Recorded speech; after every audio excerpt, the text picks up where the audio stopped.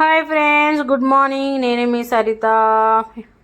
అందరు ఎలా ఉన్నారు? బాగున్నారా? నేను కూడా బాగున్నాను. అందరు బాగున్నారని అనుకుంటున్నాను. ఈరోజు మాది ఊర్లో బోనాలు చేస్తున్నాం కాబట్టి ఇది ఏం చేస్తున్నానంటే నేను బగారా రైస్ అనేది ప్రిపేర్ చేస్తున్నాను. పక్కన మటన్ కర్రీ కూడా అవుతుంది.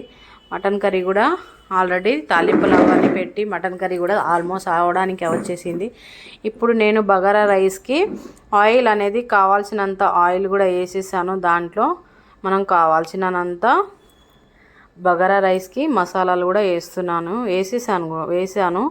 అది వేడి ఎక్కిన తర్వాత కొంచెం వేడి ఎక్కిన తర్వాత బగారా ఆకు కూడా వేస్తున్నాను. బగారా ఆకు వేసేసాను. ఇప్పుడు ఆయిల్ అనేది మంట బాగా మండుతుంది కదా, కట్టెల పొయ్యి కాబట్టి ఇప్పుడు ఆయిల్ వేడి ఎక్కిపోయింది. నేను 20 కేజీలు రైస్ అనేది తీసుకున్నాను బగారా రైస్కి. ఆ 20 కేజీలకి కొలత ఎంత ఉండాలనేది నేను ఆ కొలత కూడా తీసుకున్నాను, చూపిస్తాను.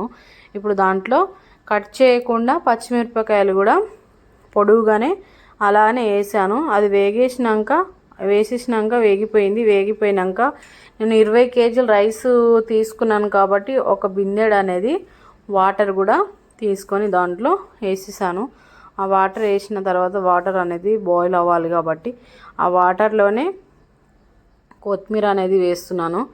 కొత్తిమీర వేసేసిన తర్వాత మా ఆయన చూడండి పక్కన మటన్ కర్రీ అక్కడ తాలింపు అవన్నీ పెట్టేసిన తర్వాత మగ్గడానికి దగ్గరకు వస్తుందని మళ్ళీ ఒకసారి కింద అంటుకుంటుందని మా ఆయన నీ పని నువ్వు చేయి, నేనేమో ఇది కలుపుతానని నాకు సాయం చేస్తున్నాను మా ఆయన. అందుకని ఒక పొద్దున్నాను నేను, ఓపిక లేక కొంచెం సపోర్ట్ అనేది చేస్తున్నారు చూడండి.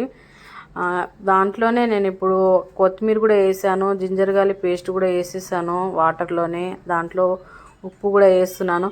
ఆ డబ్బా కూడా దాంట్లో పడేటట్టు కనిపిస్తుంది. అది కూడా వేసేయని మా ఆయన పక్క నుంచి జోక్ చేస్తున్నాడు నాకు.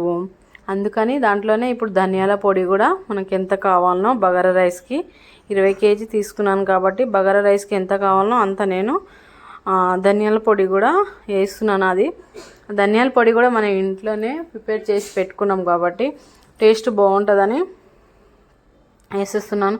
మంట స్లో ఉందని ఇప్పుడు దాంట్లో మనకు ఏసరు రావాలి కదా అని మంట కూడా ఫుల్గా పెట్టేశాను. ఏసరు చూడండి ఎంత బాగా వచ్చిందో. ఏసరు ఆ మసులుతున్న నీళ్ళలోనే మనం బియ్యం అనేది వేస్తే పలుకుగా వస్తుంది. నేను బియ్యం ముందే 20 కేజీల బియ్యం తీసుకొని కడిగి పక్కన ఒక 15 నిమిషాల వరకు నానబెడితే మంచిగా మనకు మెత్తగా కాకుండా మనము కొలతేసి వాటర్ వేసి మనము బియ్యం చేస్తాం కాబట్టి ముందుగా కడిగి ఒక 10-15 నిమిషాలు కడిగి పక్కన పెట్టామనుకోండి, మనము బియ్యం అనేది మనకు రైస్ అనేది మెత్తగా అవ్వదన్నమాట. అప్పుడప్పుడే కడిగి చేసి మనం వేసర్లో పెట్టామనుకోండి మనకు ఎగిరిపోతాయి. కాబట్టి ముందు నానబెట్టి మనం చేస్తే మంచిగా బియ్యం అనేది పలుకుగా మనం మంచిగా వస్తుంది అన్నమాట. దాంట్లో బియ్యం అనేది వేసేసాను చూడండి. కలర్ ఎలా కనిపిస్తుందో వాటర్లో మనం అన్నీ వేసాం కదా, గరం మసాలా, కొత్తిమీర, ఉప్పు, పచ్చిమిరకాయలు, జింజర్ గార్లిక్ పేస్టు ఇవన్నీ వేసినాం కాబట్టి ఆ వాటర్లో బాగా మసిలి ఆ మసాలాలన్నీ ఆ వాటర్లో బాగా మసిలి అంత నీట్గా కనిపిస్తుంది చూడండి. ఇప్పుడు బియ్యం వేసాం కాబట్టి కలిపి పక్కన మూత పెట్టేసాను ఒక 5 మినిట్స్. మూత పెట్టేసిన తర్వాత అయిపోవడానికి వచ్చేసింది చూడండి రైస్.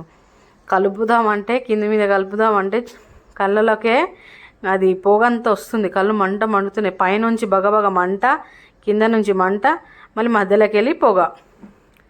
మళ్ళీ నేను ఒక్క పొద్దుతోటి ఉన్నాను. నైట్ నుంచి ఒక్క పొద్దు. నైట్ బోనాలు ఎత్తాం కాబట్టి నైట్ కూడా ఒక్క పొద్దు, మళ్ళీ మార్నింగ్ ఎల్లమ్మకి మళ్ళీ మనం ఒక్క పొద్దు ఉన్నాను. అందుకని కొంచెం ఓపిక కూడా లేదు. చూడండి ఆల్మోస్ట్ రైస్ అనేది అయిపోయింది.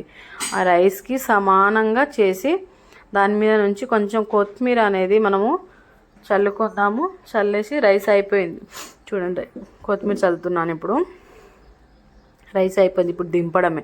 ఇప్పుడు మూత పెట్టి మా అన్నగారు, నాకు అది 20 కేజీ కదా, నాకు లేపడానికి ఓకే లేదు. అందుకని మా అన్నకు పిలిస్తే మా అన్న కూడా పాపం బలిమేటిగానే లేపిండు. అది ఓకే లేదు ఆయనకి. చూడండి ఆల్మోస్ట్ బగారా రైస్ అనేది రెడీ అయిపోయింది. 20 కేజీల బగారా రైస్. ఇలా వండితే బగారా రైస్ తినని వాళ్ళు కూడా చక్కగా తింటారు. నచ్చితే లైక్ చేయండి, షేర్ చేయండి, మీరు కూడా ఇంట్లో ట్రై చేయండి.